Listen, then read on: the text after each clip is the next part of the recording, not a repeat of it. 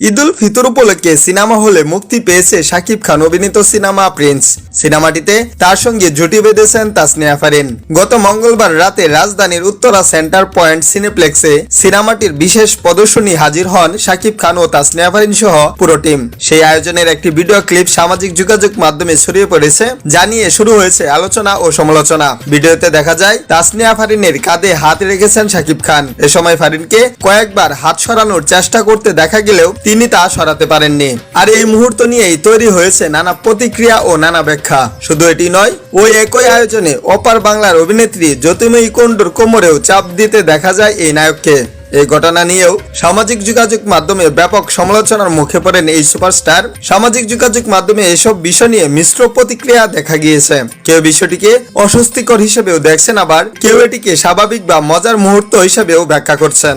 সাকিব ছেড়ে দেওয়ার লোক নয় এমন মন্তব্য চোখে পড়েছে নেটিজেনদের মধ্যে, এবং এর সঙ্গে চলছে হাস্যরস আরও সমালোচনার মিশ্র স্রোত। অন্যদিকে আবু হায়াত মাহমুদ পরিচালিত প্রিন্স সিনেমায় শাকিব খান ও তাসনিয়া ফারিনের পাশাপাশি অভিনয় করেছেন জ্যোতির্ময়ী কুণ্ড।